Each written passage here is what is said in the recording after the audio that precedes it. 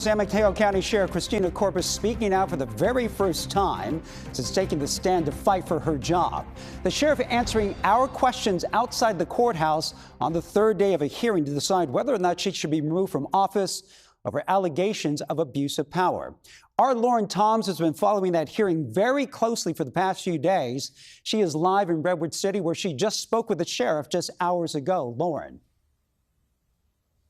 Ryan, this is really the first time Sheriff Christina Corpus is sharing her side of the story with the public. But after questioning from both her attorneys and attorneys for the county over the course of 3 days, new testimony from a former ally is challenging Corpus's sworn testimony. Sheriff Corpus wrapped up her third day of testimony, answering questions about the harassment she's faced in her career.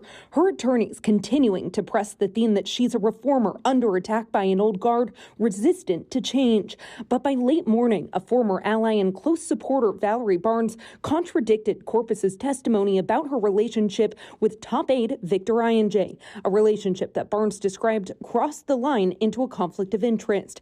Outside the courthouse, Corpus told reporters she stands by her decision to bring him on to her team at a high level. I believed in what he was doing. He believed in my vision for 21st century policing, and they didn't like that. And I was not going to allow for someone to tell me who I can have on my team. And, I stand by my decision. Barnes recounted affectionate moments between Corpus and INJ in public and in private. Foot rubs, kisses, and a vacation in Hawaii. She testified INJ gave Corpus $12,000 in cash to purchase diamond earrings she was seen wearing in Hawaii, where Barnes searched for future wedding venues for the pair. She also testified the pair stated their intentions to get married and have kids, contradicting Corpus's sworn testimony that INJ was nothing more than a friend. Just because I believed in him, I trust him. You have to have people that you trust on your team. That doesn't mean that I crossed the line or anything like that. Also in the spotlight, allegations that Corpus retaliated against one of her critics by ordering the warrantless arrest last year of Deputy Carlos Tapia, the union leader accused of time fraud. The DA cleared him of any wrongdoing. A county HR employee testified that Tapia was allowed to charge for his time during negotiations. Corpus's attorneys argue tensions between the sheriff and deputies escalated over her attempts to end double overtime pay for deputies working more than 9 extra hours a week, which inflated the sheriff's office budget. The sheriff has cracked the code.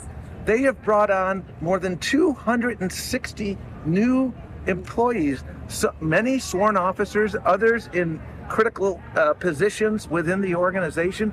That is remarkable. In her first time speaking to the media since the hearings began, Corpus criticized the proceedings, which stemmed from the voter-approved Measure A, giving the Board of Supervisors the temporary power to remove an elected official, like a sheriff, for cause.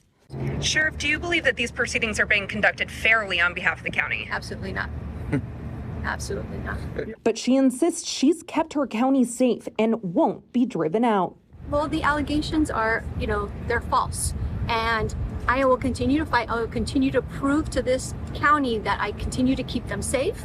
I will continue to invest in our officer wellness. I'll continue to invest in the community. And that's how I'll continue to keep my job. Now, Ryan, these are open proceedings to the public, and about a dozen members of the public have attended each day.